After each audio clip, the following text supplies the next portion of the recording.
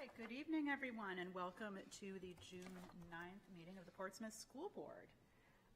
Can we please have the roll call, Patty? Absolutely. Jennifer Shump? Here. Stephen Adler? Here. Pip Clues? Here. Byron Maddow? Here. Brian French? Here. Lisa Rappaport? Here. Nancy Clayberg? Here. Fish Campbell? Lee Hudson? Eric Moore?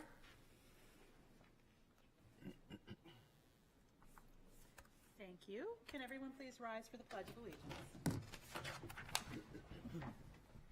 I pledge allegiance To the flag of the United States of America and to the republic for which it stands, one nation, under God, indivisible, with liberty and justice for all. singing "Row, row, row your boat." The group would start "Row, row, row your boat," and then it's happening.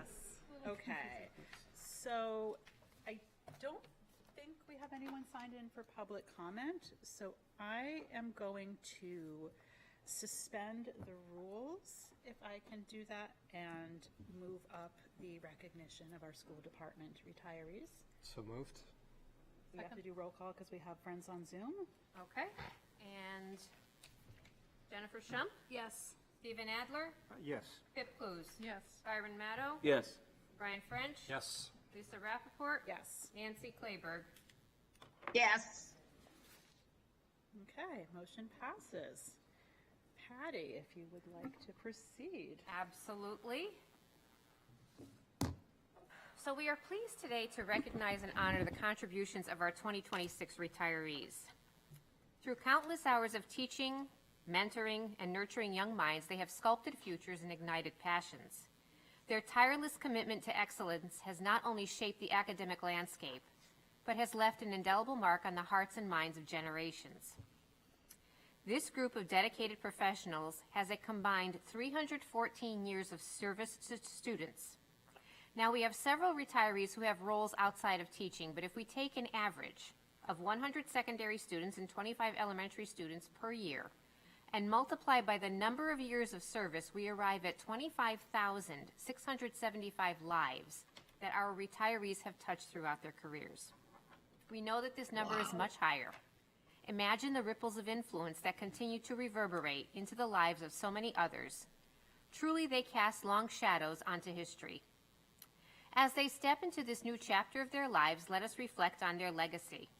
To our dear retirees, you are not only cherished members of the Portsmouth School Department, but you are beacons of inspiration, and your influence will resonate long after your departure. Thank you for your service, your wisdom, and your enduring commitment to the betterment of our community. Board, please join me in recognizing them with a small token of appreciation. I would ask that the board members step to the floor, and we have a token of appreciation for the members who are present here, and we're going to recognize all of them by naming all of them, even if they may not be here today. Please come forward for your token of appreciation. David Drucker.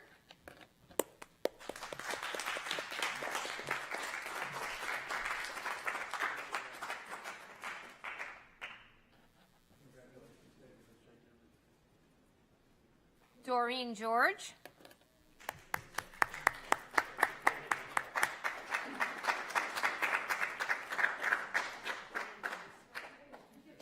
Linda Schmidt.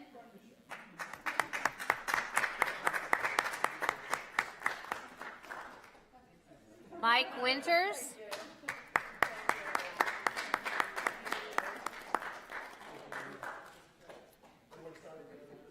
Judith Alex. Sarah Carpenter, Chris Sarami, Dale Durgan, Kathy Ritchie, Rose Roberts, Dennis Rossetti, Mike Rowe,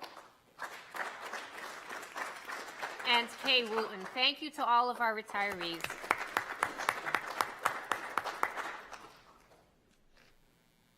Welcome to stay for the remainder of the meeting.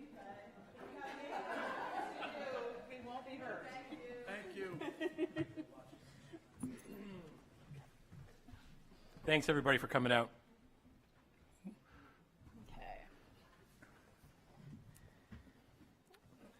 All right. Now that they've left the room, no, I was just going to say, I think what I appreciate over time, and I'm sorry they just left, is that once you've been in this role for a while, you get to a point where you don't just know people for the jobs they do, but you get to know all these people, and you have these moments with these people, and so those are, beyond just the group that was here, to be in a position where to start to feel that sense of connection it's really powerful. And these are all these people have done really important things for the school district, and there will be big shoes to fill on the backside. So thanks to them all. Definitely true. Do we have any announcements or recognitions this evening? I got a whole bunch of announcements and recognitions. So for many you. this time of Yes. year. It's a lot. There's a lot going on. Quick heads up on just a couple of awards, recognitions type things for folks. I think we talked about each of these individually before, but we had on Saturday all the different state professional organizations in education get together to hold something called the New Hampshire Excellence in Education Awards, which are known as the Eddies. It's like the Oscars for Education Awards, and it's a black tie optional event in Manchester. And there's only a certain number of these awards that are given out each year, and we had 3 different people who were associated with us who received those awards, and I think we've talked about them before, but it was great to be able to be in attendance with educational leaders from all over the state and see Gordon Reynolds, who's the CTE Teacher of the Year, our computer science teacher, who was introduced by Nicole Balabana, our now permanent CTE director. Cynthia Young, who got the Civics Teacher of the Year, introduced by Andrew Hemaker, who's the high school social studies department head, and then Chris Tebow, who is coming in as the high school principal, being announced as the high school principal of the year in the state of New Hampshire. It was just nice to be with those people, to be together, appreciate the quality of the staff that we have, and the fact that we're attracting the right type of people, and just how important it is that we support those people in the roles and the staff that we have so that they can continue to excel. So kudos to all of them. Good showing for Portsmouth, as so much of the awards that night were given out to folks who are connected with our school district. Just want to also give a shout out to Michelle Wheeler, who on Thursday will be given an award from the vocational award from the Portsmouth Rotary Club. Michelle's a social studies teacher at our high school.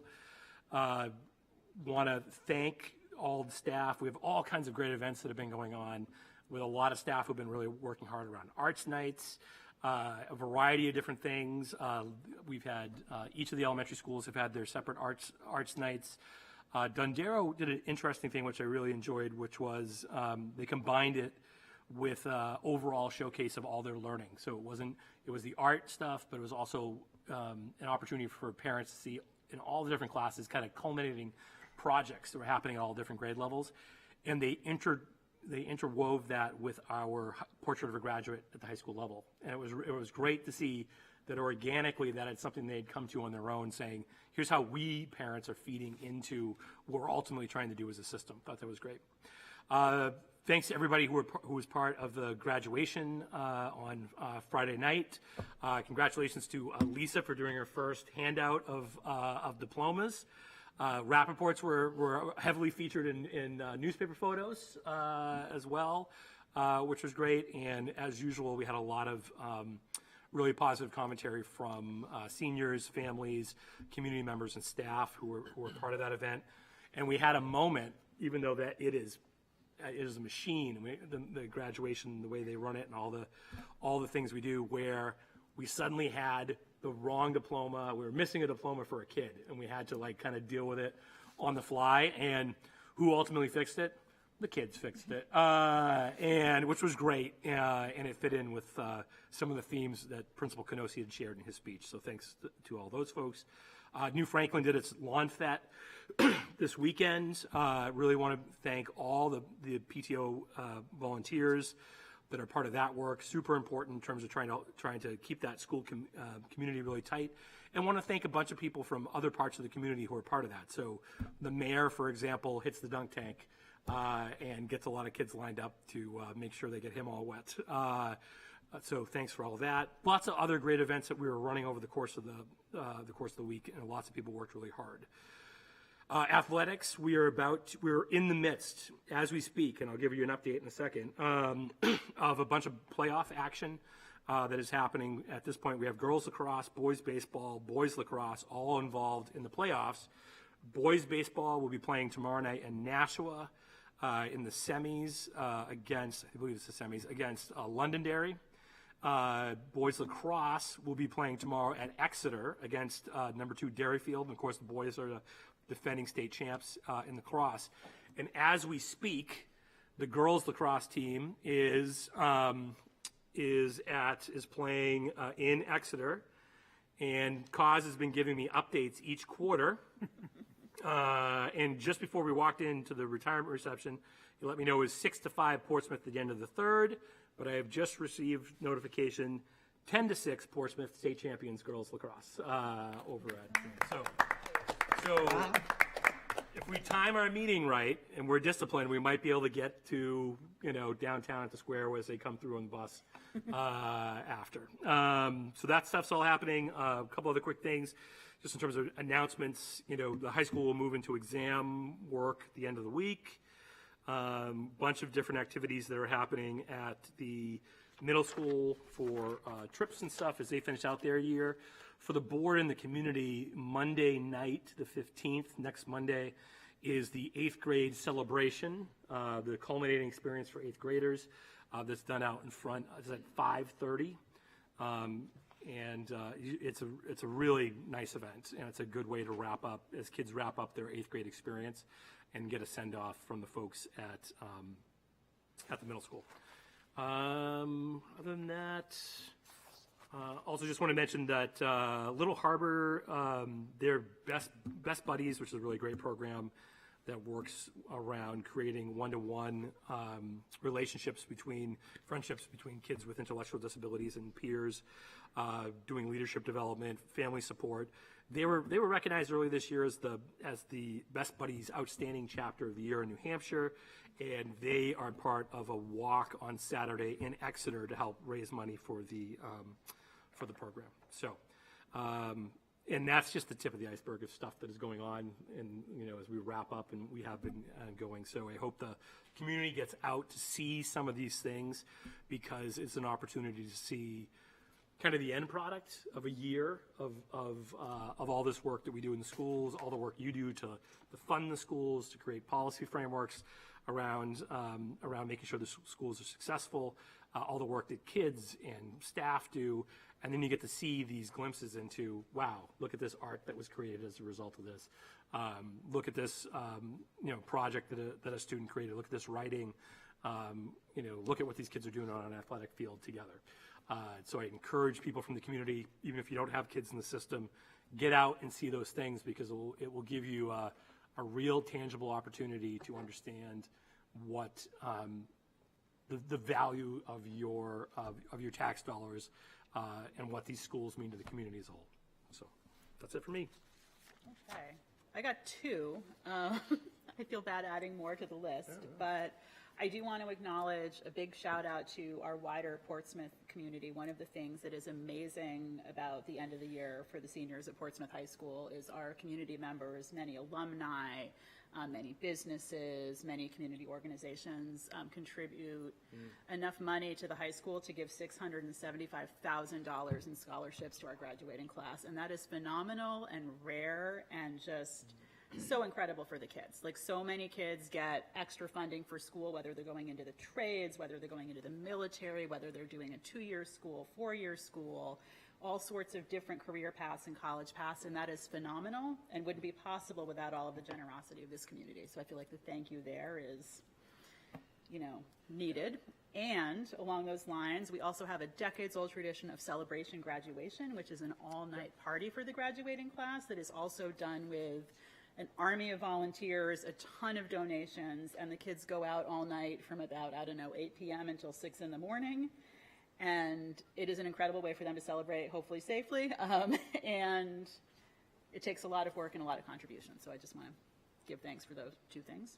Does anybody else have even more announcements? Because it's the time of year when there's so many good things going on that we could probably spend another hour on just that. All right.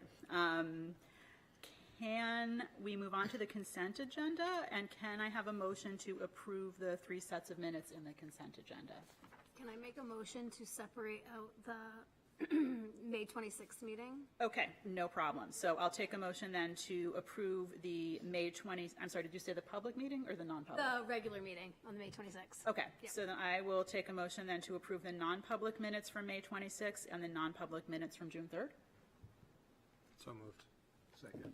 Any discussion? Roll call vote on those 2 sets of minutes, please. Jennifer Shump, Yes. Steve Adler, Yes. Pip Blues, Abstain. Byron Matto, Abstain. Brian French. Yes. Lisa Rappaport, Yes, Nancy Claiberg. Yes, Passes. thank you. And then can I take a motion to approve the public meeting minutes from May 26th? So moved. Second. Okay, and then we have discussion? Okay, roll call vote, please. Jennifer Shump, Abstained. Stephen Adler, Approve. Pip Blues, Abstain. Byron Matto, Abstain. Brian French, Yes. Lisa Rappaport, Yes. Nancy Claiberg. yes. Passed. Okay, thank you. I didn't see anyone sign up for public comment. Do we have anyone here who was here to do public comment? Not seeing anyone jump to the microphone. Do we have anybody on Zoom, Patty?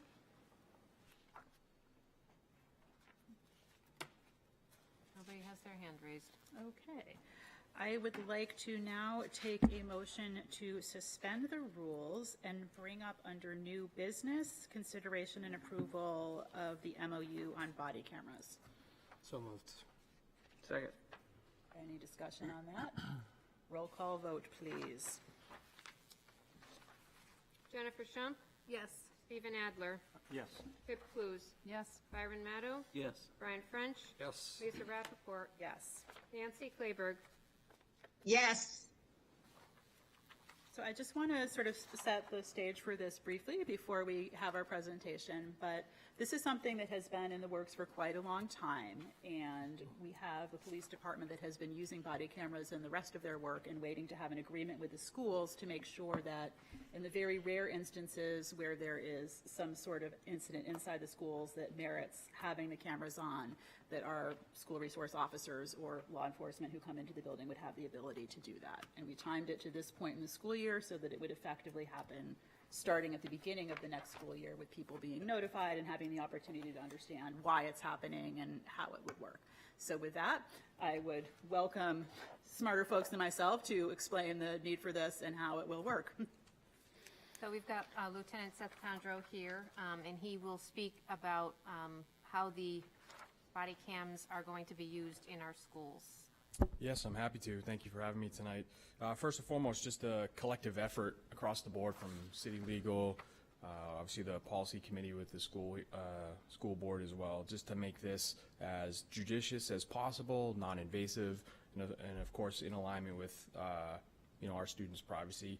It was kind of weird. Mrs. Schmidt is both my children's librarian, so I do take very seriously how we do things in the city, and I was certainly sad to see her go. But my job is just to kind of allay concerns. When you talk about the body camera, people, kind of throw their hands up and like, whoa, what's happening with these things?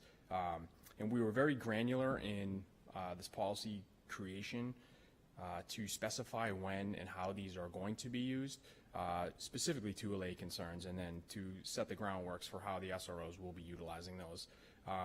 Just to, the nuts and bolts of it, I guess, the plumbing, we utilize the Axon Body 4 camera. Essentially 2 modes to think about, and not to get too deep into it, but there's sleep mode and then there's buffering mode. Buffering mode is what we use when we're out on patrol. So if we were to have an activation of the camera, which is either we manually activate it, we draw our taser, or the lights in our cruisers turn on, the camera starts to record. And what the buffering mode means is that as it's in buffering mode, it always has a 30-second buffer. So when it is activated, we have 30 seconds prior to that activation of just video, no sound. So all the patrol officers that you see out on the street day to day, that's what they're operating in. That's what we expect them to be in. Sleep mode is the opposite of that. It's, as it would imply, the camera is essentially sleeping. It is not actively buffering. So if it were to be activated, that recording would start at the moment of activation and have no video prior to that. So that's an important distinction for folks and for parents specifically in the school environment. So in those rare instances, as Patty suggested, that are kind of enumerated in the policy, if the camera were to be activated, it would start that recording at that point forward and nothing prior to. It's important for us on the road for contextual purposes, and also kind of reduces the risk of us missing maybe key components of an encounter or an incident. But in a school environment, it does allow us to narrow those kind of guardrails, if you will, just to the reason for that activation. And again, you know, we've kind of enumerated pretty well in the MOU when those would be turned on. But I think working in cooperation, this is a really good foundation for it. So I'm happy to answer any questions on terms of the body-worn cameras themselves, or where the videos go, how that works. It's kind of why I'm here. Anything I can answer? I wonder if you would mind just explaining really in broad strokes, because you did a great job when you came to our policy committee of just talking through, you know, that it would be only manually activated. It's not something that would automatically trigger, and sort of what are the very narrow and specific types of situations, just because I think if parents are watching this later, they might want to have a little bit of an idea that's not from the legal language of the MOU, Yeah, sure, if you don't absolutely. mind. Yeah, and again, to kind of break it down even further, we went as far as to explain, like, the cameras would be utilized by SROs within the school framework, and then we have, obviously, our patrol officers. So we went so far as to explain, you know, that if officers are responding to the school, what that would look like too. But, you know, we would activate those. It's a discretionary activation by the SRO, kind of under the framework of the policy, you know, violations of criminal law. If there was an assault that occurred, or there's something within the school that the SRO was called to investigate, that would be an activation. If there are, of course, any incidents involving threats of safety to students, to teachers, to anyone on premise, as I said, physical altercations, or, you know, I just always use the metric of if the SRO wasn't there, and someone were to pick the phone up inside the building and call us and say, we need you to come here, that's kind of a general metric to kind of put in play when the body camera may be activated. And then, of course, there are some higher level things with, you know, executing a search warrant. Very few and far between. I can't remember a time in my career where that's occurred. So generally speaking, it's going to be any potential violation of criminal law that we would be investigating within the school's footprint, or if someone would say, hey, we need help. Does that make sense? You also talked a bit at the policy committee about how you would, you know, retain footage and how you would blur out or not, you know, have, like, if there's another student who's in the building and when you come in, there's something that you need to film, that you were going to be really careful with how you handle that. The evidence Can you retention. describe that a little bit? Yeah, I'm sorry, I mean to walk over you.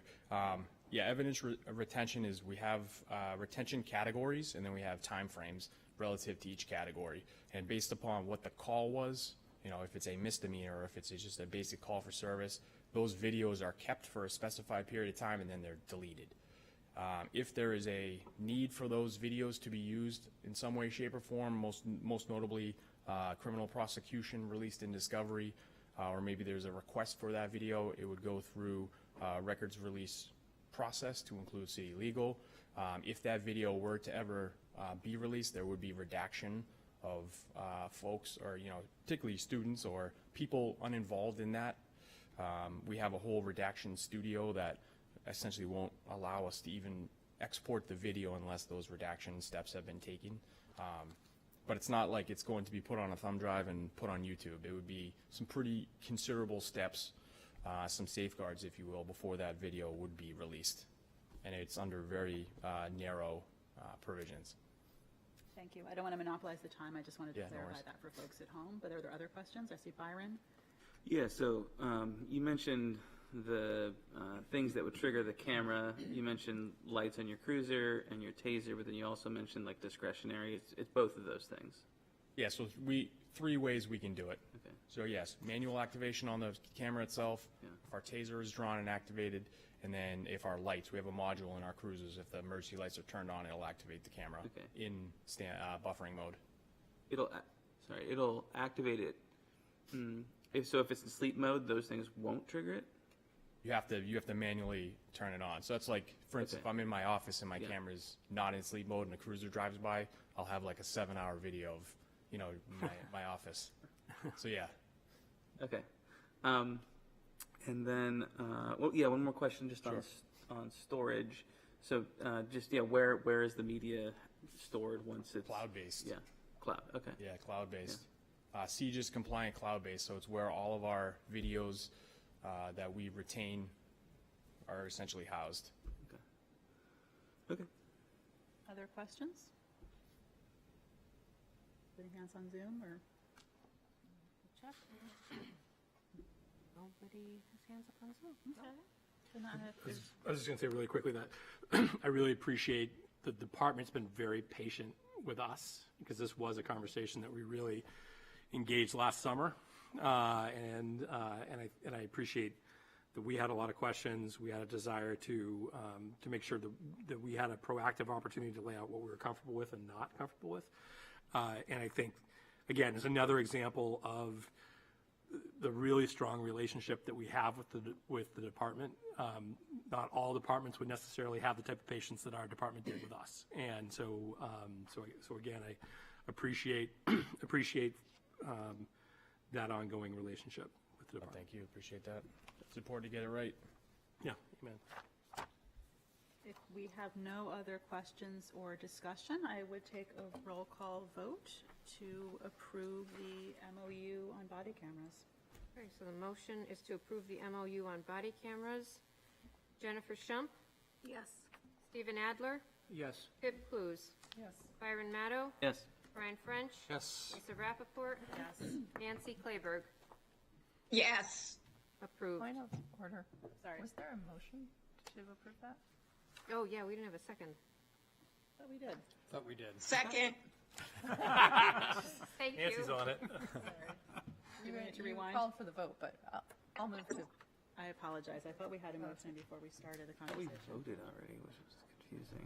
We may have done the motion. Okay. for We, the- you know, we did the motion to suspend the rules, and we did not do the motion. That's what it That's is. what it was, That's yes. what it Okay. was. All right, so I apologize. We need to rewind that and actually have a motion on the floor.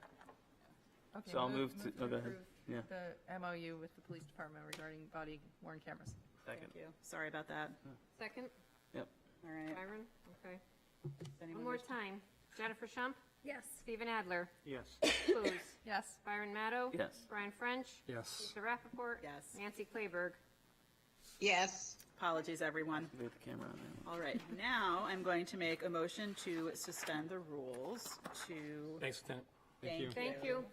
Actually, we don't need to, because we're now into presentations. So now we would like to invite our presentation on digital guardrails.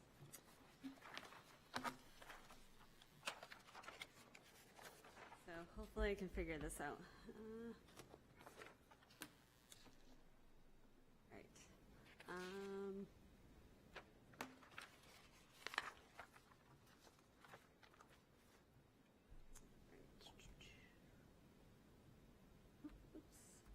Sorry. Started on the wrong slide there. Right. We have up here to present Lisa Jacobus, our social worker at the middle school. All right. Are you guys Welcome, ready? and please go right ahead. You have the All right. floor. Can you hear? Do I have to stand? You're Right. fine. Am I Yeah, if you good? move it a little, it'll be a little easier to record if you bring it a little closer, but you don't have to. Okay. Yeah, it's All fine. right. So I'm Lisa Jacobus. I'm the school social worker at Portsmouth Middle School, and I'm here with Chris Burke, who's the wellness coordinator for Portsmouth, and we're here to talk about the project that we've been working on for the past 2 years called Digital Guardrails. Our teammate, Lori Arsenal, was hoping to be here, but she, her daughter made the softball playoffs, so she's not able to join us, but her priorities are straight. So she's the school counselor at Rye Elementary School. So this has been a real joint collaboration between SAU 52 and SAU 50 to help build a toolbox for parents on how to educate our students on digital safety. So I'm going to walk you through sort of how we got here and the history behind this project. So a couple years ago, I was seeing a lot of mental health concerns in my office, and a lot of it was tied to social media and cyberbullying and really high-risk behavior that was happening online. And at that same time, I started to read Anxious Generation, and it really put into words what I was seeing in my office. And what I loved about the book was it really inspired me to think about how we can move through this this new world that we're in. And the piece that I took away from it the most was around educating parents, and that the real antidote to all of this was collective action and bringing the community together on this conversation.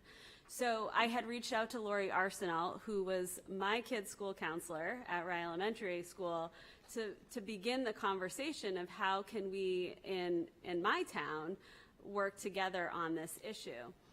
And so we had some great conversation, and then it was the end of the school year, and things were busy, and it got totally put to the side. And so that summer, Zach and Steve Zadrovic had put out a call for an innovation conference. And it was an opportunity for both SEUs to come together and talk about the concerns that we had and what were some solutions and creative projects that we could do to help some of these concerns that we were seeing.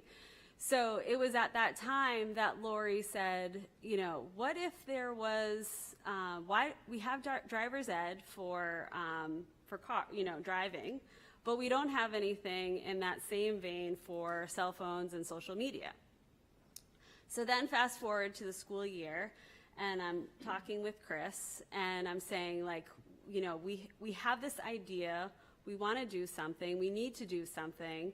And she was able to reach out to her contacts in the community through the Foundation for Seacoast Health, and was able to put together a grant for us on this idea of education and building support around this issue. So we were awarded the grant, $40,000, and we started with a survey to figure out what were some of the concerns that parents saw, what were the things that they needed to help them navigate this. And we realized that there was actually a program out there that was similar to this driver's ed idea. And so we reached out to the founder of that program. It's called Get Kids Internet Safe. And it just so happened that she was starting a certification program for educators on how to become a Get Kids Internet Safe trainer. And so we thought, okay, we'll go through this program, the three of us, and we'll vet it, and then we'll see how we can roll it out within our districts. We took the course. It was very extensive. It covered a lot of stuff, and it was super, super dense. And we thought, there's no way that we are going to roll this out to our community. So in that process, we realized that we also needed to, you know, we wanted to educate our youth. We wanted to get this information out there. So we had Dr. Bennett over Zoom, and we had about 30 parents come and participate in that training. We had Katie Gruyere, who's a cybersecurity consultant, come and speak to parents in Rye, and we opened that up to families all throughout both districts. And then we had one of our biggest events, which was Max Stossel came and spoke with all of our middle school kids throughout the district at Portsmouth High School auditorium during the school day. And also he spoke with our 9th grade staff there as well. We were able to purchase screenagers and have that be seen at all, within all the health classes at Portsmouth High School.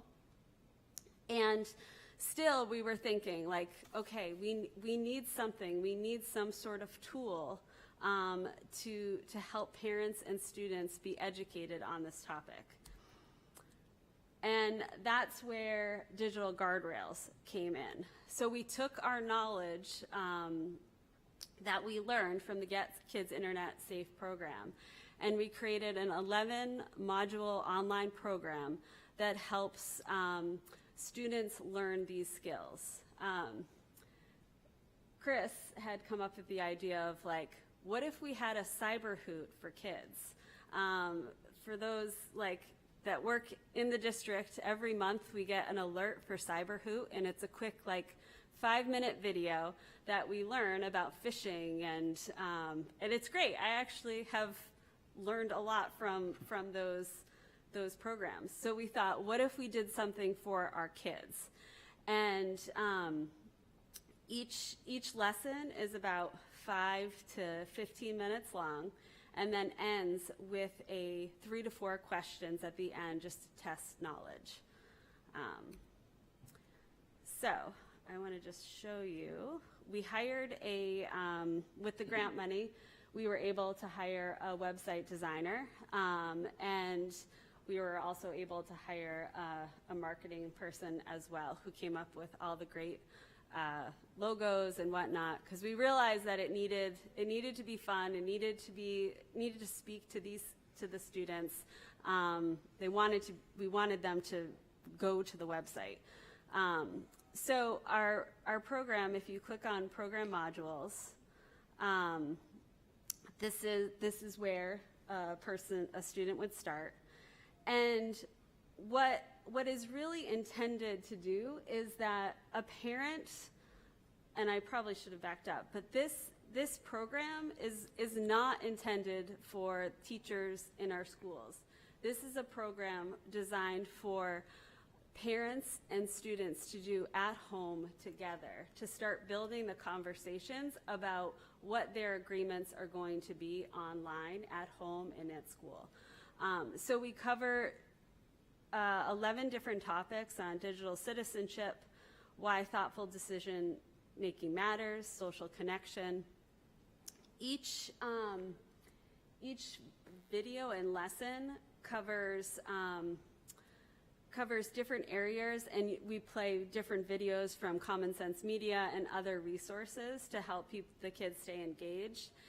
But then it really goes over the skills of what the student needs for each of these different topics. We go over refusal skills and consent, boundaries, because what I've noticed with the students that come into my office, they don't even know that they need to ask for consent before posting a picture of their friend online.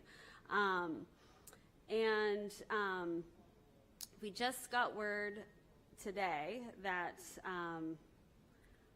Lagos is hopefully going to partner with us to, so once each student completes all 11 modules, they'll get a $5 coupon to Lagos to get a special treat.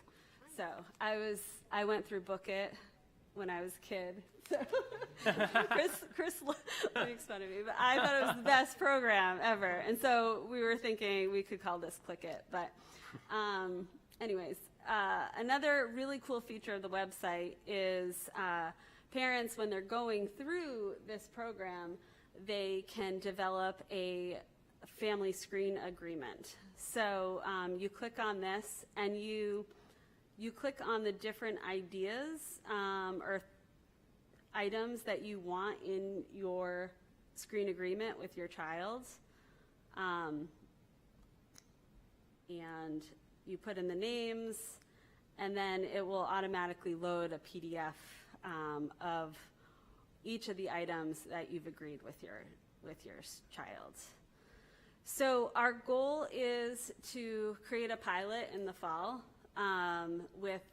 we're thinking Rye Junior High, because my kid is going to be there, and I want to make sure that she has all these skills, and work out the kinks with that, and then from there roll it out across all of SAU 50 and SAU 52 in the spring. Did I miss anything? No, I guess the only thing I would mention is this parent agreement, I think is such a critical part, and it came from the Get Kids Internet Safe. But the idea of it is, I think, because for so many kids, it's the assumption that it's a rite of passage for them to get a smartphone in their hand. And it's not a phone, it's a computer. So, and there's a lot of pull and push from parents and kids about what they can have, what they can't have, and the parents kind of eventually kind of throw their arms up like, I don't know what to do, I don't know. So this allows them to collectively as a family really prioritize their values and what's most important to them, and take the attitude of, we're going to create this so we can protect us. And it's an open document, it's an open conversation, we can go back and change it, we can add to it when kids get older or take things away. But I think it's really this idea that this issue is not going away, and it's only going to get more intense. So families really need to be armed and ready to respond and really ensure that their kids are as safe as they can. I'm sorry, Chris, would you mind stepping up to the microphone? I'm just getting a reminder from the sound booth that they can't hear you at home. I apologize, I should have said that when you started. Sorry. I just wanted to mention the family screen agreement as a critical part of this program, mainly because it gives parents an opportunity to sit with their kids, go over the information they've learned, and really decide as a family what is their priority. So the idea is our agreement isn't going to match Lisa's agreement, because Lisa's family is different than our family. But that the kids have buy-in and they have their voice. And if they have a voice in it, there's more buy-in as opposed to this pull and push kind of thing. And that it's a fluid document that you can go back in and add and change. So I think it really is a cool tool that parents will then have to be able to protect their family around all of these issues that are only going to get more intense. Yeah, and it was definitely the biggest takeaway that we had when we went through the training was that, you know, you could put in all these different parents, safety guards on the internet, but really what it comes down to is the relationship at home and the conversations that you're having with your kids, and that the skills of that we hopefully have presented in the website will really help them and give them the foundation to manage this. So yeah, so we really wanted to make sure you're all aware, because it was,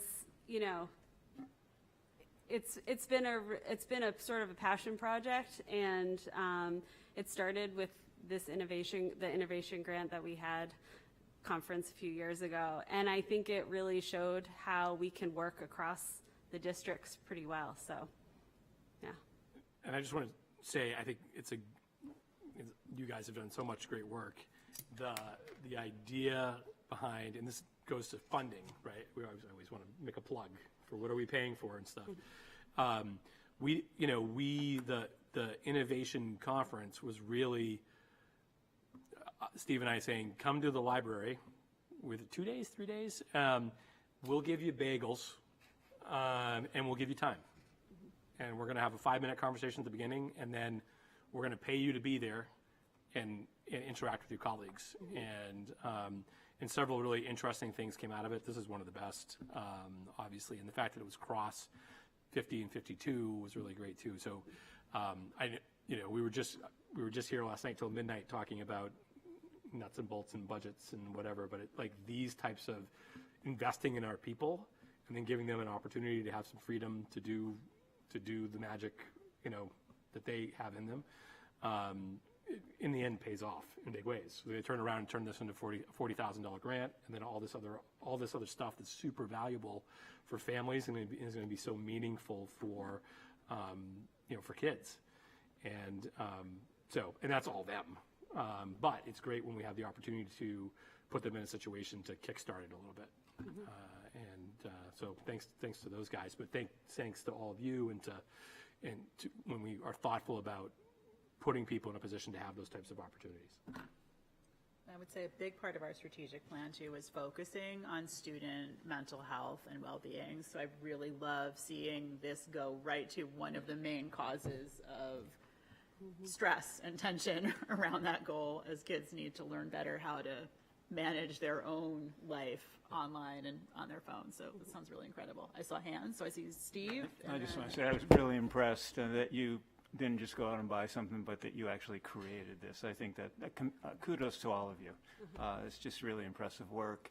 I was curious. First of all, I'll be very curious to see how it's received at Ride Middle School.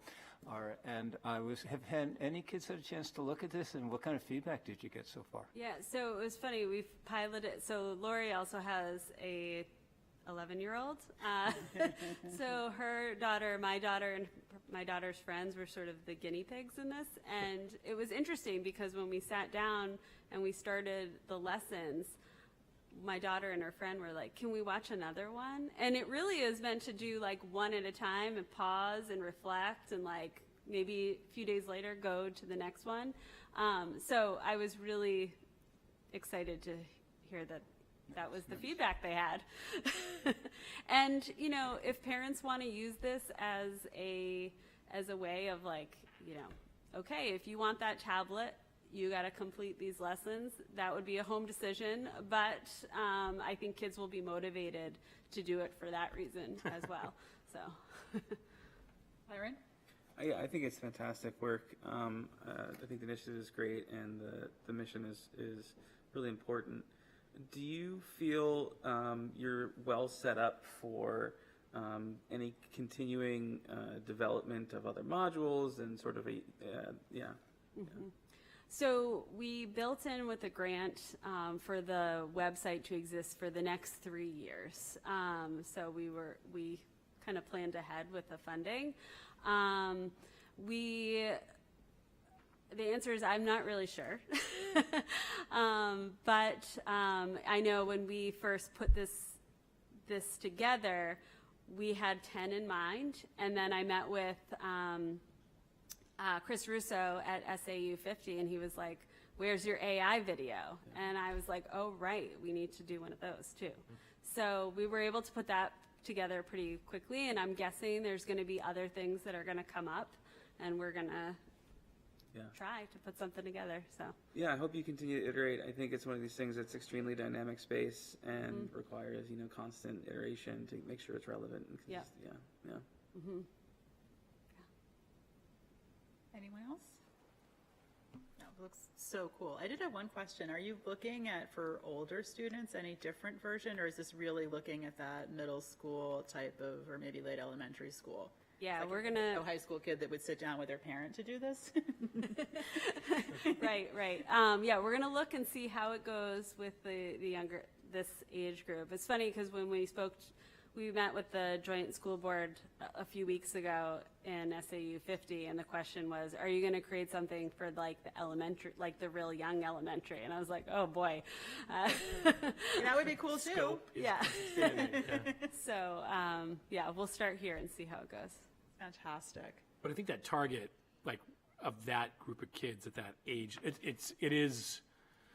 I mean, I think there's a lot of parents who get to the middle school years and they're like, oh, I think what Chris was talking about is like, oh, I need to get my kid a phone. Right.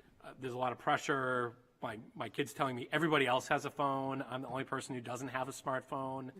And then you're trying to figure out how to, as you were talking about, like, how do I create these technical guardrails and settings and stuff, which kids are all going to figure out how to get around anyways. So it's this idea of more of like, what do we agree about this and the relationship, you know, and coming to certain agreements about kind of conceptually where we're at, I think could be really powerful. So really smart design on your part collectively about who you're targeting and how you're going about doing it. Yeah, it's really fantastic. I hope you keep us posted on how it goes next year. All right. Thank you very much. Thank you, guys. All right. All right. We will now move on to the superintendent's report. Okay. So I shared with you something that I had previously worked on for the board around parental leave, around particularly teaching staff. We had some questions earlier in the year. We had in the teacher's contract for the general public, people have the ability for parental leave, maternity, paternity, adoption of a child. They may go out on FMLA for a certain period of time. They then can ask by contract and receive extension for that particular year once they run out of FMLA time. They also have the ability under contract to request, but it's totally at the board's discretion, a whole second year of leave time. And as we were going through the process, we had some questions from board members around, well, what's the criteria by which we would approve or not approve a second year? And we just kind of discussed the fact that there was just, to some extent, there had been a culture of just rolling into that second year, even though sometimes that was not necessarily in the best interest of what was happening in the classroom, because it put us in a situation where we might have to keep hiring people on one-year contracts. And for established people in the profession, the desire to have the opportunity to come to the district and be on a continuing contract where they might be able to stay with us for a long time, that can be a barrier for folks deciding to move from some other role to come and work for us. So we had some of that conversation, and then I provided some data on what that looks like and what the trend has been over the last 5 years.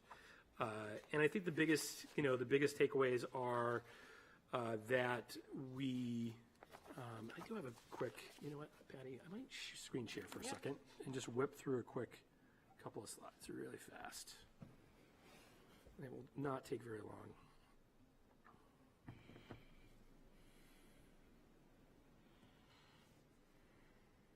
Actually, never mind.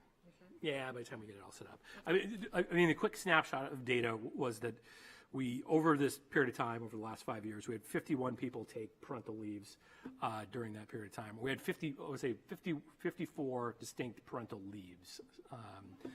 80% of those folks came back to work after their FMLA was concluded, so they asked for no additional time. 20% of those folks asked to extend out to the close of the particular year. And then of that group, 6% eventually asked for a second year extension. So it's not something that we've done, something that's been requested a lot, but it is something that we've done on a couple of occasions. And I think it is worth noting that in 2 out of the last 3 times where we did extend into that second year, ultimately the person decided not to return to the school district. So what we ended up doing was we had,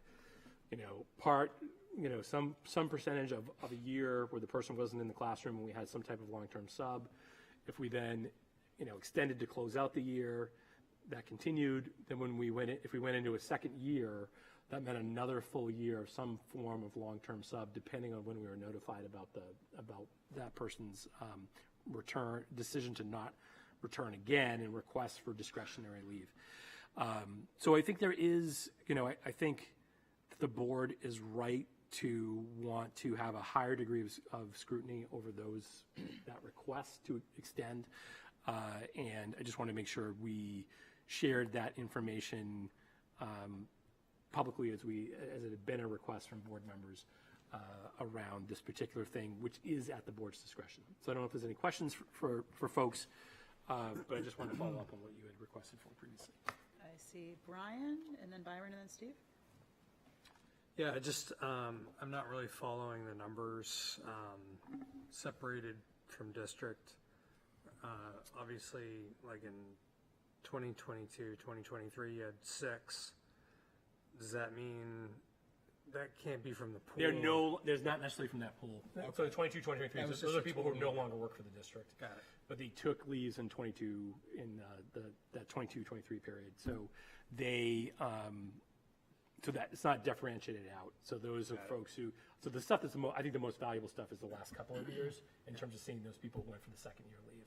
because those were right on the heels of requesting the second year, then returning. So your question's good, and that's, that last column in terms of separated is, are they currently separated from the school district at this point?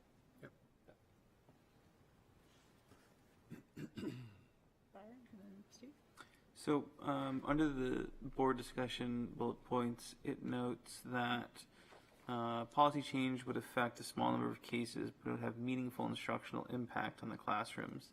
And I was trying to recall the previous discussions we had had about this, and there was sort of a question of, if we extend the leave out, then you sort of prolong, or you maybe miss an opportunity to get someone who might be long-term in. And so I'm not quite understanding the bullet point to see if, in terms of, is it suggesting that extending the leave reduces the classroom stability, or the inverse of that? So I think in most cases, I think the bullet point is that we are not coming to long-term solutions, right? So we create an additional lack of clarity and potential for lack of continuity by extending. Okay. And I think that was in conversation when we were considering doing this the last time. I think that was the point that was brought up. It's like, doesn't this put us in a difficult hiring position? Does that put us in a spot where we increase, it's not always true, but we increase the likelihood of getting a lesser candidate to fill that role for at least a year? And so I think that some of the dialogue, which I think I would endorse, is that it's not to say we should never do it, but my suggestion to the board would be that I think it's appropriate. I think this was the suggestion that led to the collection of the data. It's appropriate to not have this be as a matter of course, but as something where we are, you as a collective are having a lot of scrutiny around that decision-making process, and would want a really distinct rationale, and it should only be in very unique situations. And I think that was part of the pitch. I think that was part of the concern that was put forward. I think the data backs up that concern in some ways, and so my suggestion would be that yes, as you move, that you have a higher degree of scrutiny on that second year request. I have one more, but if Steve wants to go, I'll come back. You can come back. You can. Okay.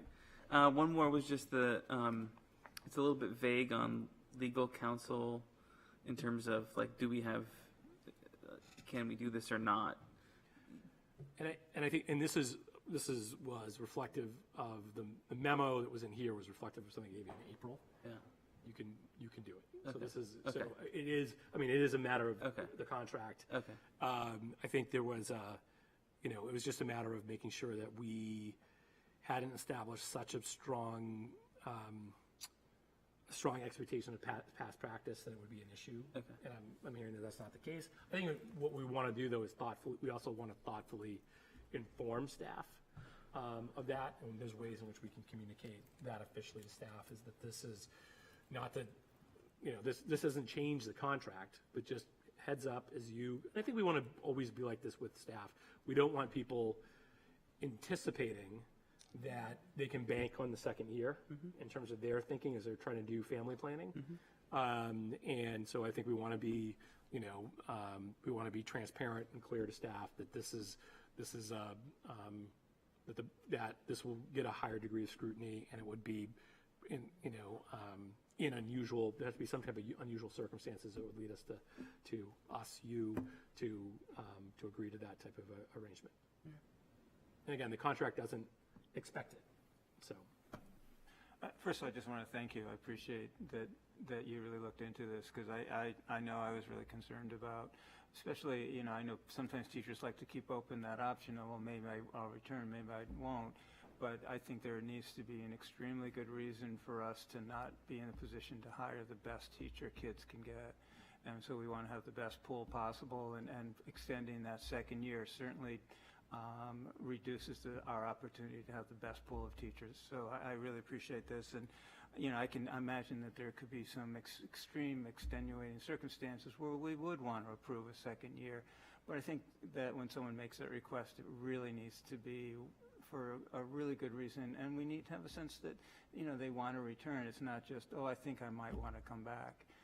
So thank you.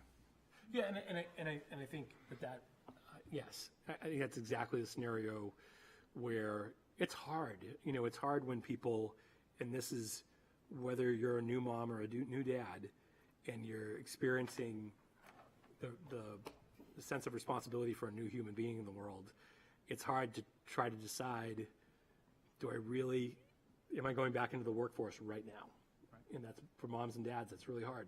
And so, I think that while all of our second year requesters have not been folks where it's like, I'm just really not ready to make a decision yet. I think there's been, at least one in there in the last several years, probably more, where that's part of the motivation is like, I'm not ready to make that call, the finality of that call one way or the other. And so, and you're right, that does lead to situations where we are not necessarily in the position to hire the best possible educator to put in front of kids. And we have a responsibility to make sure that we're looking out for kids. Of course, we do simultaneously also. I think we are, in a really good way, we are a very pro-staff organization, and we benefit from that. We benefit from being a place that people want to work because of the way in which they're compensated. They want to work because of the respect we have for the other aspects of their lives. We have a reputation as being that type of place. I think we don't want to overcorrect and lose all of that. We still want to be known as a place that's very supportive of staff, but there are limits, I think, at times for kids. Sure. Pip? I think I may sort of fall on the other side of this discussion because I think that, as you said, we have a reputation, and that has been to be a very family-friendly community for our staff members. And the way I see it is that we may risk losing some people who want to commit that much time to their families, who would have brought great value to our district after 2 years. So I'm personally not in favor of making a shift, moreover, I don't think I understand how the numbers are indicating that this is an issue. So can you just explain that to me again? Well, I think it's not. I think there's not a number. I think the numbers are not necessarily. I don't know. There's a numbers-driven argument because it's a small enough sample size. I mean, we're talking about a small number of situations, right? Yeah, so it's a lot of it's kind of. You said the numbers. It's anecdotal, so I don't want to oversell the numbers. To me, they sort of say the opposite. Like it looks like. Well, I guess I don't know what you're saying. So the vast majority of people for me, don't. I'm seeing that the same number of people are going to leave the district whether they ask for the second year or not.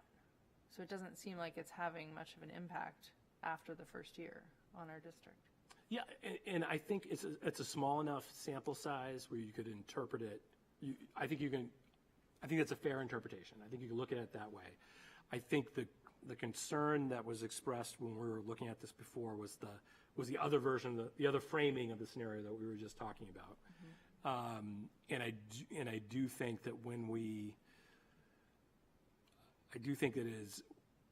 we've had both situations where we've had to go to a second year of a 1 year person. We've had situations where the 1 year person came in and they covered, let's say, 3/4 of a year on the initial maternity and the extension.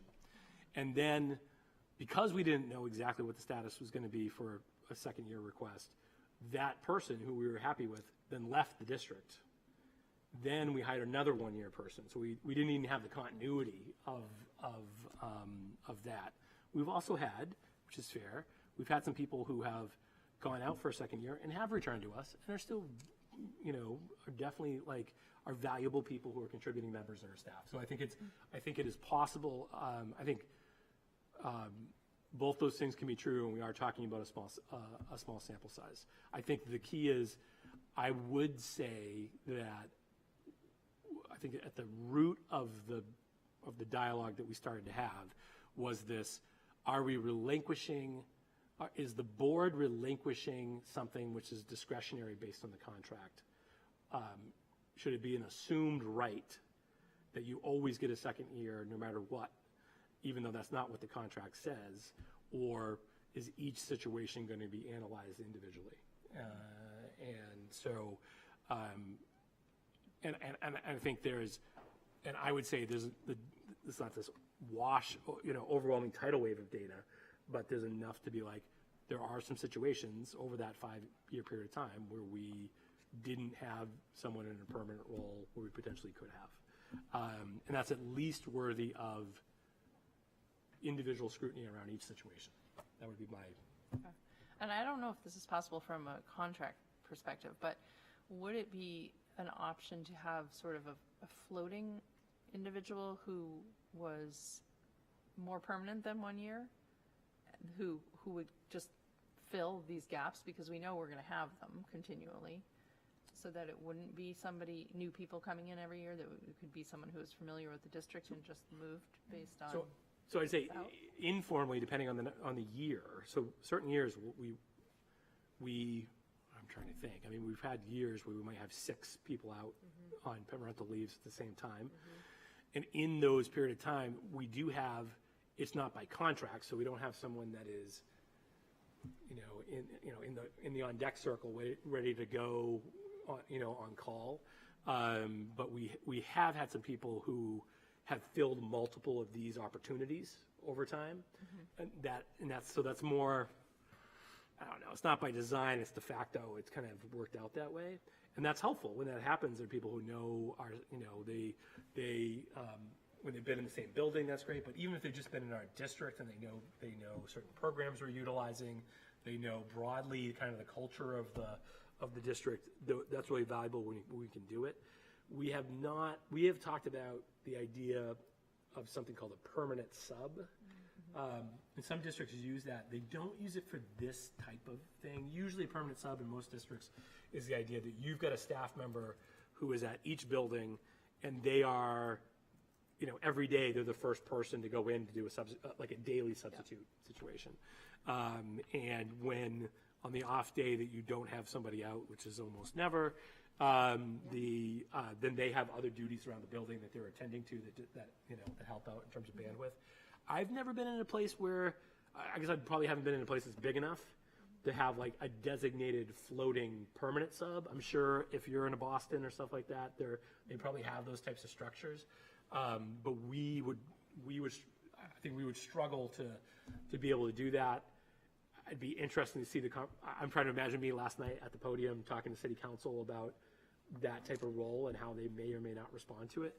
It seems like, though, I mean, the minimum we've had is 7 per year, so it seems like we could have 1 or 2 of those and not. Yeah, and like I said, I think the other thing too is people who are, what we've done with those roles is when people are going out on a leave like that, the position is not a continuing contract. It's like a 1-year, we call it terminal contract, and so they're coming in, they know there is not the possibility of it becoming continuing. Right. And that's part of the deal coming in. So they don't have the same we don't have the same contractual obligations to that staff member. So it would be some conversation too, that would be some collective bargaining would be connected with trying to figure out how to structure that and what does it mean for us.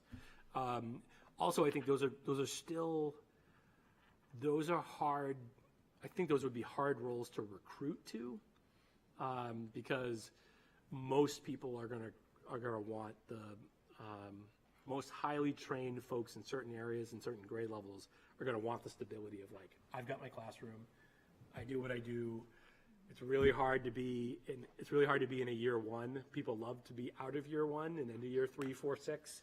Because you've got your systems down, there's a lot of things you start to be able to put on autopilot in a good way. And when you're always in year 1, that's really hard. It's a hard lift.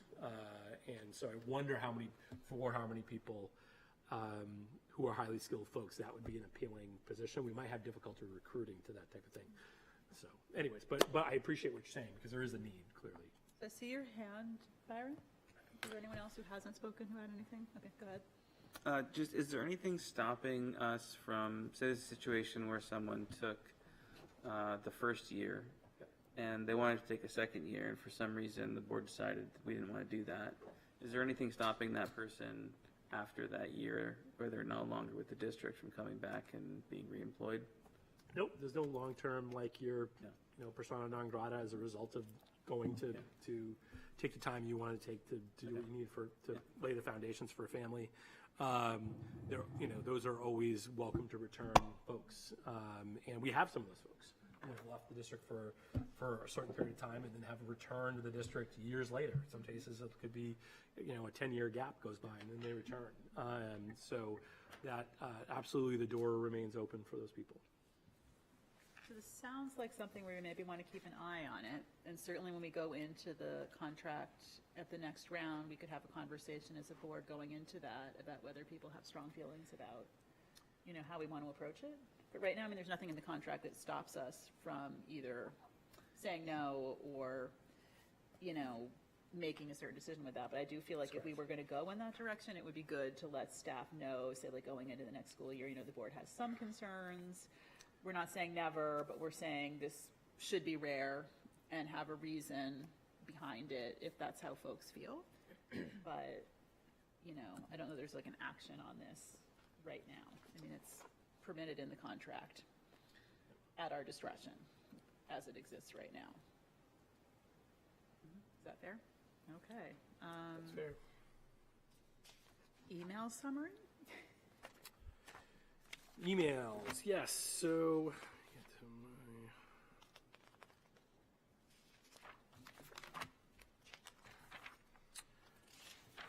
all right. So you had several different, 4 different email sets this time around. You had invitation to Fire and Arts Night, which is come and gone. I don't know if anyone had an opportunity to go to that. Great opportunity. Always a great event. You had some advocacy around sex education and materials related to sex education and making sure that as a school board member you're informed about sex education. You had some more advocacy connected to just looking at recess and hoping that as a district that we were not, that we're really careful about when we're pulling back recess from kids and whenever possible that we're not. We don't do a lot of that on the recess side. You had a request, you had a reach out in connection to the PEEP tuition increase that we just voted on at the last meeting, around the concern that a different rate had been communicated to families, and families had made some commitment to the program at the other rate. So that was a communication, and I think I'm understanding there's some board interest in having a little bit of dialogue about that particular issue. Also, you had a email in relation to, class sizes at Little Harbor. There was a parent who was concerned about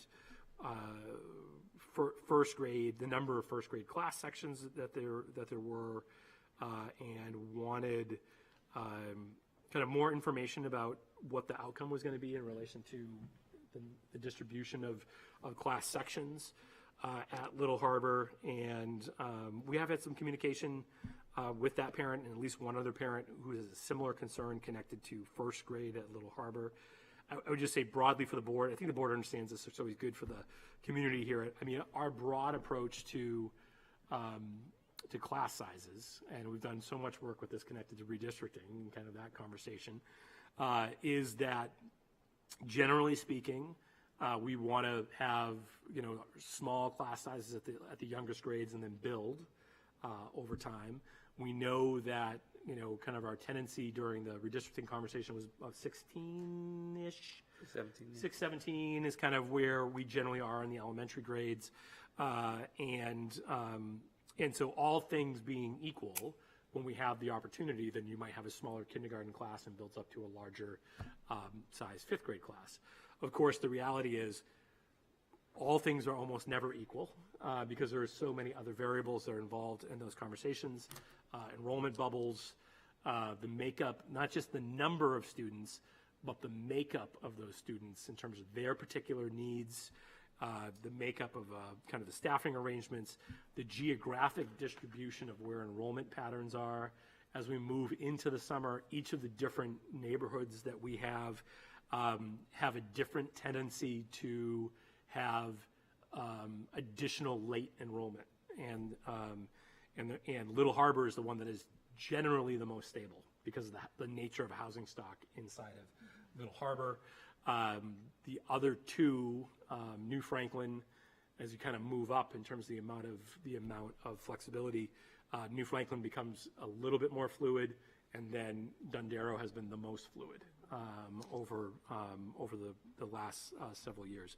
So we continue as we move into. We lay out what we think classes are going to be because we're trying to have conversations with families as we head into the summer. We do nights to welcome people in, but those are always subject to change as we continue into the summer, as we get close to the school year. Depending on what we see in those enrollments, then we make adjustments, and that can mean shifting within a school, teachers within grade levels. It can mean moving teachers across schools if we need to.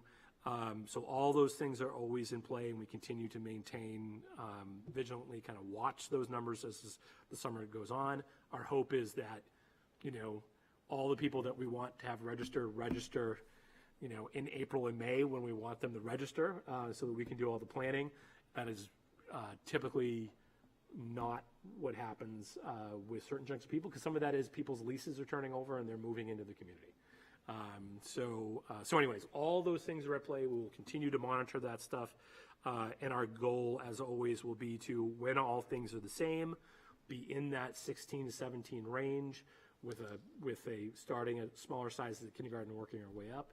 However, we will never be perfect. It will never be a perfect curve in terms of the way in which that looks, because of all these other variables that come to play on the way in which we set up classes. So happy to take any questions from the board either on that or on the tuition question, if people would like to talk about that. Are there any questions on the class sizes? All right. I have a motion I'd like to put forward on the PEEP tuition increase, if I may.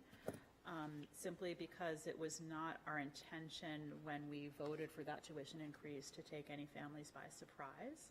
So I would like to make a motion to delay the PEEP tuition increase passed at the May 26th board meeting until the 27-28 school year. So that way people will have notice of that. Would anyone second that? I'm sorry. Go ahead. I'll let you second, though. I was going to say the only thing is, I think what I would encourage, if we want to push off a increase, I wouldn't want to pigeonhole us to that specific increase. I'd want to do additional financial analysis rolling into next year, present that to you well in advance of when we would distribute the opportunity for families to sign up. Okay. Give you an opportunity to review that in that light, because... Okay, so then we want to rescind the Even that- motion that I just made. I was just saying, even that increase is well below Okay. market. So then I would rescind that motion and make a motion to rescind the PEEP tuition increase for the 26-27 school year. Second. Any discussion on that? Can we have a roll call vote on that?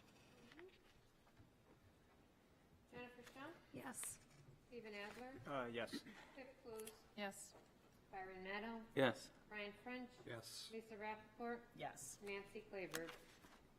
Yes. Thank you. And then was there discussion, any additional discussion on the class size? I didn't see any, so we will move on. So next, under old business, we have consideration and approval of an early retirement incentive. And the MOU is in the packet outlining the retirement incentive that Zach negotiated with the teachers union. I would like to consider making a motion that differs from what's in the packet, because at the May 26th board meeting, we voted to have the superintendent negotiate just a one-year retirement incentive with the teachers union, and the MOU in the packet offers the incentive both for the 26-27 school year and then the 27-28. So with that, I mean, I'll open it up to discussion in a moment, but I would like to make the motion to approve the MOU with the APT with one change, that the retirement incentives as described in the MOU will be a one-time buyout offer for retirement at the end of the 26-27 school year, consistent with the parameters approved at the May 26th school board meeting. And the MOU will be revised to exclude any reference to retirement incentives for the 27-28 school year. I second. Thank you. And I know it's a mouthful, so I'm happy to read it again, but I was just trying to preserve all of the other things in the MOU that were negotiated in good faith, and I think conceptually in line with what we had talked about, but just to limit it to the 1 year. But is there any discussion on that? I have one question. Go ahead. Which is just on, there's language in here which is establish a 2-year, I know we're going to the 1 year, but then it calls it a retirement incentive pilot. Yeah. Yeah, I mean, you just call it you just call it a program. I mean, it's fine. It's just a 1 year. It's just a 1 year opportunity. And then I think there's been, and part of that is just kind of signaling to the city's been interested in, are we potentially doing more? Right. So I think the pilot is just to signal the possibility that this could be an But there's nothing intended in this particular to be a rolling agreement to be some sort of rolling or continuing program. Okay, thank you. It's an experiment. I mean, it's an experiment that we hope leads to a particular outcome. Yeah. And then based on that, we'll recalculate. Other questions or discussion on this? Can I have a roll call vote, please, Patty? Jennifer Shump, Yes. Stephen Adler, Yes. Pip Blues, Yes. Byron Maddow, Yes. Brian French, Yes. Lisa Rappaport, Yes. Nancy Claiberg, Yes. passed. Thank you. We will now move on to the general assurances, and I will turn that over to you, Patty. Absolutely. So every year, we need to sign off on general assurances for any of the federal funds we receive from the government. This not only covers the title programs, but also IDEA funding and Perkins Grant funding, which provides support for our CTE Center. Included in this item on the agenda is the cover letter and last year's assurances to give some comparison. I did forward to the board members today the legal sort of explanation of this year's assurances compared to last year's assurances and what is and isn't present in them regarding some of the legal battles that had been going on last year, some of which have been since settled. So at this point, the general assurances are here for us, and because we have the consolidated applications that are due for our title grants, for our IDEA, which covers special education, and we've got Perkins Grant money waiting on this, those are all due by the end of the month, and actually Perkins Grant, the earliest submission would have been June 1st.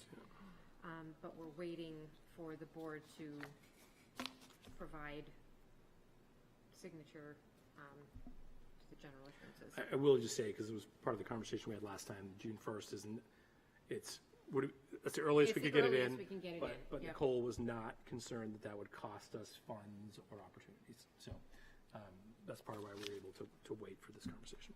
But the sooner we get it in, the faster they will allocate us our funds. Yep. Pip. I was not here to discuss this at the last meeting, but I know there was a bit of conversation about our letter from last year, and I would be in favor of including a similar letter this year if others would be amenable to that, along with, I recognize that we have to sign them, but doing so under duress is what we've done before, and I feel like in some cases we're still doing now. I appreciate that, and I think at the last meeting, I made that request to see whether we might be able to use a similar version of the letter that we used last year, which essentially voiced some of our conceptual concerns that some of the executive orders in particular were out of step with our educational mission here in Portsmouth in some ways that might not create the best curriculum and the best opportunities for kids. I think when legal this year reviewed that letter, they found that several of the cases that we referenced in that letter were either resolved, potentially also out of step with some of our values, or were pending in some ways where, you know, they might soon be resolved in a way that would be making some of those pieces no longer executive orders, but simply law from the Supreme Court that we have to follow. So I think the thought that I had, if people are amenable to it, would be to sign it, but to potentially have a much briefer cover letter this year that simply says that, you know, we recognize the necessity of complying with this, but want to state for the record that some executive orders that have been issued, you know, in recent years are not in keeping with our educational mission, and just sort of leave it at that. I am very uncomfortable with some of the executive orders personally, but I'm also very cognizant of the fact that we run a school district that requires a lot of grant funding that depends on us signing these documents. So I don't want to jeopardize opportunities for our school district by refusing to sign, but also don't love the concept of what we're signing off on. I guess that's since my signature goes on it, that's my thought, but I don't know what others think about this. So I think we included the last letter just as an example, because we got the analysis back from legal. We sent out the packet on Thursday. We get the analysis back from legal on Friday. But conceptually, you want to say this is conceptually what we had before, and we would just change. What I would imagine is we would just change the references that are outdated at this point. But if it's what the board would want to do, then conceptually it basically stays the same. You know. I think what Lisa said about making it very brief and general, it would be fine too. I don't know that you even need to switch references. I prefer to limit the need for legal to check every single case again. Yeah, I think more of a theoretical statement would be I think enough. that works great. But we're also 9 people, so if anybody is uncomfortable with that conceptually, I would certainly want to hear that and not be making a unilateral decision about that. I don't know if there's more. Okay, well, I mean, it's not really a vote, so we'll write that very short thing, and you'll hunt me down, and I won't sign the papers. You do need to vote to Oh, it accept wasn't as an action item, I'm sorry. the general assurances need to Okay, be. apologies. And then you sign on behalf, and we have to just note that the board Okay. voted to agree to the general assurances on such and such a date. Oh, I apologize, it was as a report item on here, so I didn't know. Yeah, what to sorry. do. That's Yep, okay? yep. Okay, so then we would like a motion to vote to accept the general assurances, is that the motion? To, Or for me to sign on behalf of the board, or just, what is the how about motion? that? For you to assign on behalf of the board. So I'll make a motion to grant Lisa the power to sign on behalf of the board Great. for general assurances. Second. Jennifer Shum? We have a hand up. Whoop.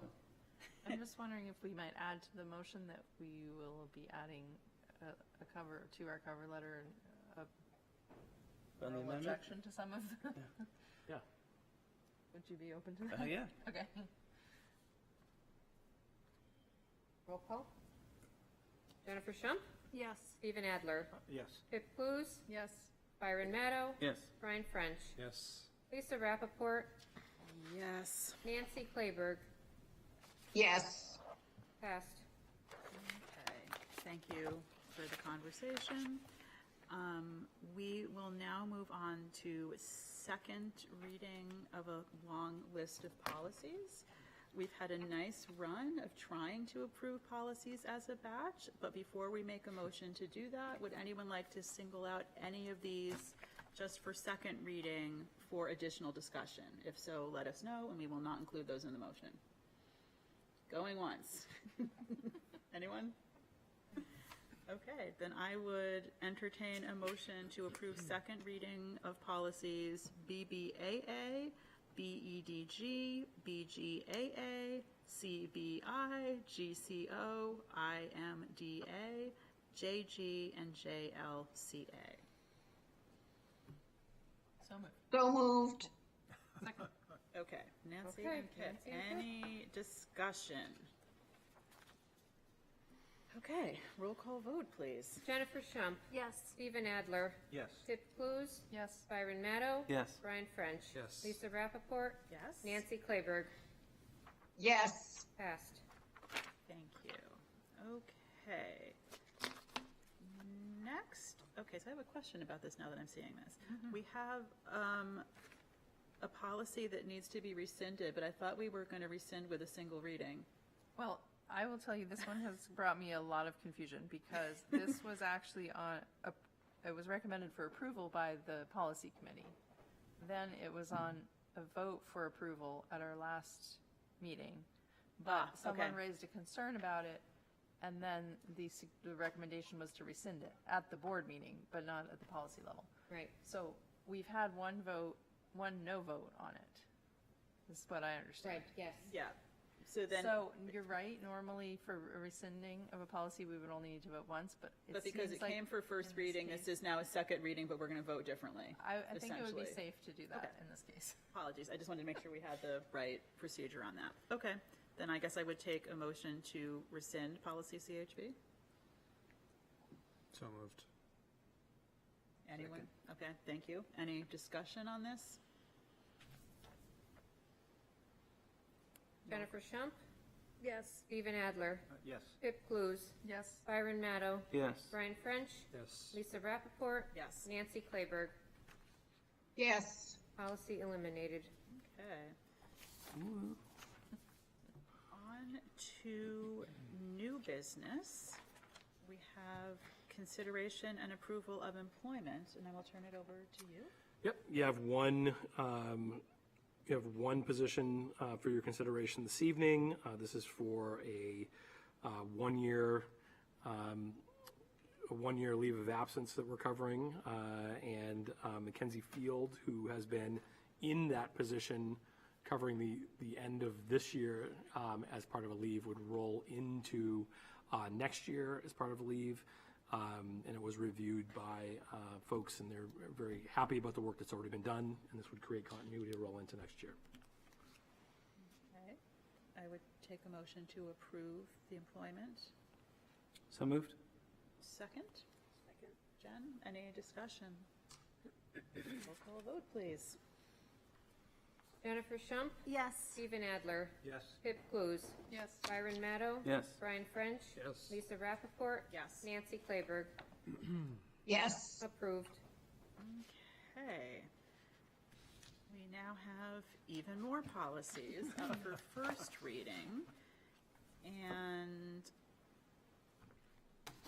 I think have I'll a- be the wrecking ball in this one. I'd like to pull out EHAG for some additional discussion. Are there any others that anyone else would like to pull out? Well, I'm having a problem with the agenda in that I'm not able to load the body camera or the vehicle operation policy right now. Oh, that's not good. Same. Really? Okay. It says it's in the owner's trash. I don't know if that's Good job, owner. commentary on the. So I'm hearing that we should start with AI while we're trying to solve that technical difficulty. Great. Because I do want to make sure that people are seeing these and Yeah, able to. yeah. So why don't we entertain a motion to approve on first reading just EHAG on artificial intelligence? So moved. So moved. Okay. We'll say you second, Nancy, and then I think, Make a motion, because I only got Nancy. Pip. I did. Pip, okay, thank you. And I think as a policy committee, we had a strong interest in trying to get some type of framework on the books for the start of the school year, but this will be unlikely to remain the final permanent policy. Like, this was just intended to put some parameters around some concepts that we'd like to keep talking about and have a little bit of guardrails around it. And then I believe that separately, Zach is working to put together some folks in the district who can do some work operationally on what do they think would make sense in classrooms and how could we practically do this. So I think this is meant to be somewhat of a, temporary fix while we're going through the next school year, with the hope that by the end of the year, we have, a better idea of what we'd like our plan to look like in the district and potentially some more refined policy. But it's changing very, very quickly. And this was a hope to get a first stab at some parameters. And one thing that was important in the policy committee was to try to have some consistency for students, so that whether it's that there's a policy at all of the high school or for the different departments at the high school, or that all 3 elementary schools have a similar approach to it. You know, just so that students go from, you know, one room to the next throughout their day and they know what to expect, and families know how it's being used. And there's a lot of other stuff in here that's much more NHSBA boilerplate at this point. But with that, I think I will open it up to discussion, because I'm sure folks have thoughts on this one.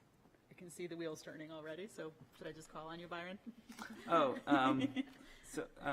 yeah, I had a couple There. things. So, I think the first thing I wanted to, where do I want to start?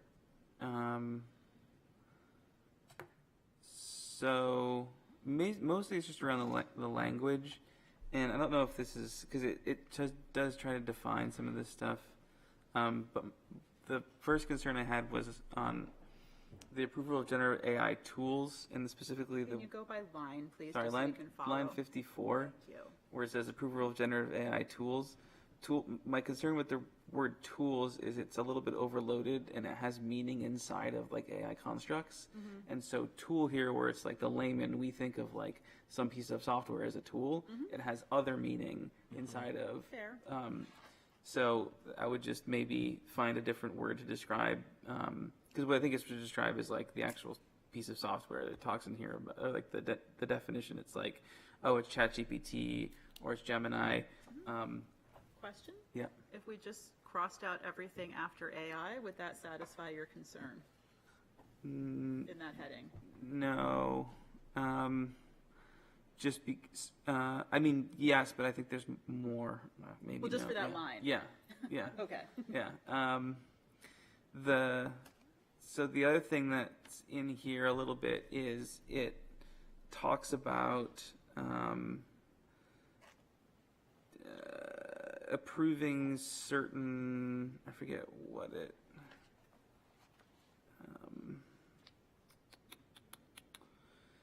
yeah, so I guess it's still tools, so it's like approving ChatGPT or Gemini or these specific like point solutions, but what I'm With the lines will be helpful if okay. we're trying to. This one's a little more general. Okay. So I don't know if this goes back to committee or, but I guess my concern is that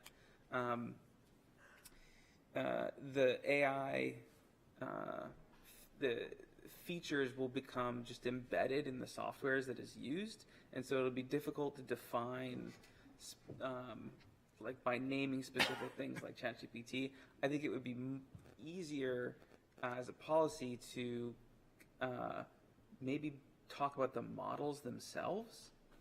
And so, because those have actual meaning in terms of the technology that's being deployed, right? So like Anthropic, Opus 5.7, right, is a specific model that you can say, and this is what we're doing inside of tech companies. We're saying this is a model that is okay to use for specific things. And that is different than, because like ChatGPT, it has a different name for it, which is like this agent construct, right? And that is different than the model. And so I think for, as we're trying to define which of these things are safe and which of the things we want to approve, I would just say that I think the specific model is the point we should be saying is what we were saying is safe to use. That was the point I wanted to make. Okay. Okay. And I just ask a quick question about tools. Yeah. What would you recommend calling those instead? Because I see the word tool comes up a lot in this policy. Yeah, maybe solution. It's just I just want to get away from again because tool has like a weird meaning. Yeah, I get that. Yeah. Thank you for bringing that to our attention. Okay. Solutions. Okay. So, was there more, or was that? So I think the biggest one is just we should be approving models. Okay. Yeah, we should be like we think that this version, because then you'll be able to say like, okay, so if it's this AI product that we want to use, it's some grading product or something, we can know what model is underlying because the softwares will say. Yeah. I do appreciate that conceptually, but I would also say, like, in terms of, like, if somebody's in a classroom, they're not looking up a model, they're grabbing Gemini, or they're, like, telling a kid to use ChatGPT. So I think we want to make sure that the policy is clear to the people who will be using it. Sure. And but- so I think yeah. it could be both, It would be- maybe, it would be or we both, try to yeah. like combine it in some It way. would just flow from that. So you're saying if you're good with this model and you know that like you know that the particular Fair. thing is using a different, that's not on the table. Okay. Yeah. And I would say too, that right now, this is more parameters and examples and not specifying that we automatically endorse one particular thing over another. Yeah. Because I think that's work that has to be done in terms of what's best for education, what's best for security, and any number of other things that we probably don't fully have our arms around yet. And I can see you itching to. No, mention, so- I'm trying to wrap my head around how we define some of these things and at what I like the idea. I haven't thought about it in the idea of the underlying model. I think that makes sense because it will be really difficult to keep up with, let's say, all the different applications we already have that we have prior approval of, but are building in AI components. And they're changing their models. And the models are evolving. And so it's like, so that idea of like, we would only approve certain models as opposed to certain applications, which may or may not, like, it's not ChatGPT, it's at what point does Infinite Campus decide that it's going to integrate a model connected to the utilization of our SIS system? You know what I mean? Like that, and then it's like, well, anyways, so it gets layered in terms of how we're approaching those things.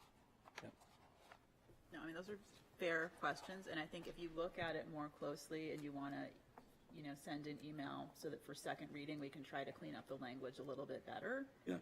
Because I think making that, like, copy edit essentially would be pretty easy to do if we just kind of could identify where you think it should change. Yeah, I mean, this is the first time I think overall conceptually, I think it makes a ton of sense. I think in terms of like how we expect students to use it and teachers to use it, I think those things are well, I just would be concerned in some of those things I mentioned. Yeah. No, that's fair. Are there others who had questions? Brian? Just maybe a couple comments, maybe questions, but I did like in line 120, where it's in the section talking about guidelines for teachers, basically saying that AI was used to make this. I think it'd be good for the principals to know, and I don't know how that would work in practice, but just to know what is being used and how it's being created. I also really am happy to see that where in 121 you actually look at the AI generated response to see what it created, because I think everybody has to go look at it to make sure it's appropriate and it's designed to do what you're intending it to do. I don't know. I don't know if there's similar. Doesn't seem like there's similar guidelines around the administrator, but use of generative AI. But it does seem like a disclosure, saying, "Hey, I used AI tools to generate this." It seems more transparent to me. I don't know how others feel about that, but I did like to see it. I like seeing it. You're telling your students, "Hey, I used this to generate this lesson plan." I like that too, because I know, having the teenagers in the house, they'll come home and say, oh, I was told I can't use AI, but it's clear that AI was used to generate this writing prompt, and, not all the time, but the students are not dumb. And so if you're telling them to make intentional and ethical and smart use of it, it's fair to model that for them too, I think. So I do like that too. And just to be explicit. Yeah, I mean, totally. when is it a tool that is appropriate for utilization at each of these different stakeholders. Was there other discussion? I had one more Go thing. ahead. So on 138, it talks about clearly labeling and citing AI-generated content. One thing that occurred to me, I don't know if this is a good idea or not, but I think that folks will almost use the generated response from the model as a reference. right? So it's like if I'm working on a paper, or as I imagine I'm doing some research and I ask a question to one of the models and it gives me an answer, maybe it doesn't cite its sources. I'm not using the content necessarily, but I'm using it essentially as a source. So almost like citing this specific model as a source if you're doing that. Yeah, I think we can Yeah. adjust that. I mean, I think when we had, at Student Government Day, one of the students actually described a great way of doing that, where the teacher simply said, if you're going to use the AI to think through your ideas for your paper, Yeah. I need a screenshot of the prompt that you put in, and then I need a screenshot of what it gave you. Yeah. And then it was like very simple. Yeah, and I think And it that's was yeah. acknowledging how they used it and what they got from it. And I think that's a great way to do it, and maybe be worth codifying, because the thing about these generative tools, it's not going to give you the same thing twice. So the fact that you're cementing that thing somewhere is really important if you're going to use it as a reference. Right. Yeah. Yeah, and I think this is definitely one of many things where we'll probably be back here in less than a year trying to adjust this again once we have better ideas from people around the district of how we And can that'll be- best yeah. frame it. And they'll be iterative, because it's going to be, we'll Yeah. have a. This will be we'll an initially annual set one, I what is- imagine. Yeah, but it's like, we'll initially set whatever we're going to do on the policy side, and then and then underneath that, there'll be the operational plan, and then there'll be challenges to both the operational plan and policy as the technology evolves. And we'll have to keep coming back to the table and having more conversations, so. And I think our intention is to have some coordination between the group and the district that's working on this and the policy committee as it's going forward, just so that we have a little bit more dialogue around that. But I'm glad to see us here. So thank you all on policy for bringing We've it. only Yeah. asked for a few years. I know. So we can't just go back to like banning tech in the building completely? Seems. I know. I mean, No such that'd be, if you could pull it off, that'd be something. Well, I could do it, but maybe not tonight. So any other discussion on this? All right, so I think if we pass it on first reading, Byron, I think if you would be willing to take a little time Yeah. to just say, this is how I would suggest Yeah. tweaking the language so that we can have that in the packet when it comes back for Yeah. second reading, because I don't know that I would do any kind of Okay. plausible job at that. Yeah, I'll do my best to. And it make doesn't it have a- to be yeah. perfect, Yeah, but sure. in whatever way that you think would reflect the difference between the tools and Yeah. models and applications so that it's clear. Okay, with that, I guess we will do roll call vote to pass this on first reading.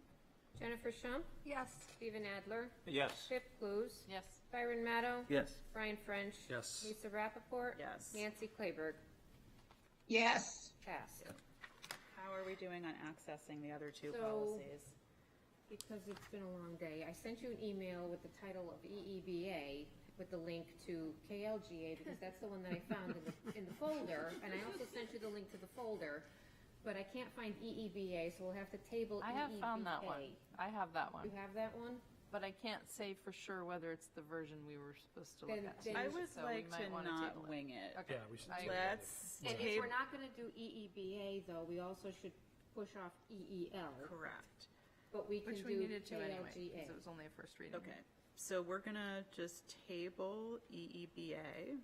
We're doing KLGA. KLGA, since we just approved the MOU, would be And they good are- to, They are- Yeah, I think normally, if we Good hadn't to seen it do. all, but I think they're adjacent enough where I feel like we should be able to have a conversation, especially. we have it I hate to here? let PD, yeah, but I hate to have PD, so if you have your email, you can Wait. get that policy. Yep, KLGA was the one I sent you, So give a moment for people to check their emails on that one and then the only other one we would need to table is EEL. when we get Yeah, there, and I yes. just Get want to there, say on that note, we have decided, we have reconfirmed that we are only doing a single reading on elimination of policies. Mm-hmm. So you'll only be seeing, when they're set for elimination, you'll only be seeing them once. So has everybody been able to access KLGA? Nancy, have you got it? Yes, I do. Great. Okay, so if we all have it, then I will entertain a motion to pass it on first reading. So moved. Okay? Second. Okay, thanks, Nancy. Discussion. Pip? I just thought I would say a word about what is different about it from the MOU, because for all intents and purposes, it's very similar to the MOU, but we felt like as a committee that we should have a policy around it just to be very clear with families and students about the expectations of use of body cameras in the schools. So it is very similar. We added a very brief, I think we added two things. One was a note about including information about this in the student handbook so that it was very accessible to families and students. And then the other was just to acknowledge the reasoning behind it, and that our police department and our schools believe in community policing as a preventative sort of approach, and not that we're trying to survey people or anything like that. No, I think, and they did a fantastic job in the policy committee of really taking a lot of time to answer a lot of questions about this. So we definitely appreciated that dialogue. Are there any questions, discussion on this? Okay, seeing no hands, I will ask for a roll call vote to approve the first reading. Jennifer Shump, Yes. Stephen Adler, Yes. Pip Blues, Yes. Byron Maddow, Yes. Brian French, Yes. Lisa Rappaport, Yes? Nancy Clayberg. Yes. Passed.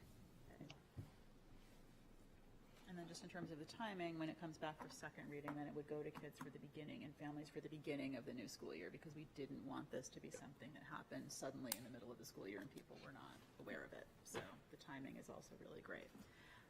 Okay, so we are going to table the vote on EEL being rescinded until we are first able to come back again and set up the other policy that's designed to replace it, and move on to committee updates. Oh. I know all the minutes are in the packet, and I don't know if anyone has anything that they wanted to call out from the minutes for the group. Jen? I just, for the teaching and learning, the district has settled on 2 pilot programs that they're going to be piloting for literacy, and everything's hyperlinked in the minutes, so you can take a peek at that. But it looks like was very thoughtful, and yeah, I'm excited to see how things go. Okay. And I will say I've been really appreciative of people who have taken the time to reach out when they haven't been able to make some committees and get a replacement. That seems to be working really well, which I think is great to see. We've also been working in all the committees to get schedules for the 26-27 school year. And I think at this point in time, we have policy, we have community engagement. I think facilities, you're going to look at that at the next meeting, which is Yeah, we have later the next in one this month. scheduled, and then Right, and yeah. then you'll be able to talk about it then. And then finance, we will wait until we have our new leader in place and then have that discussion at that point. But that's also really great. I think that'll help us to be organized and on track with all of our goals, to have that mapped out at the beginning of the year. And it also makes it easier for our administrative team to plan their time.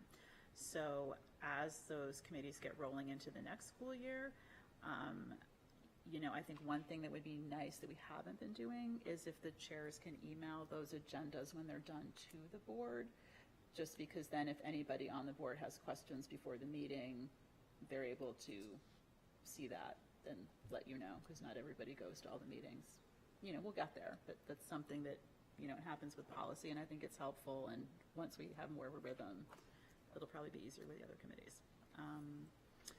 But other than that, I don't know if there's other comments, or everybody really just wants to go home. Lisa? Yes, Lisa? yes, go ahead.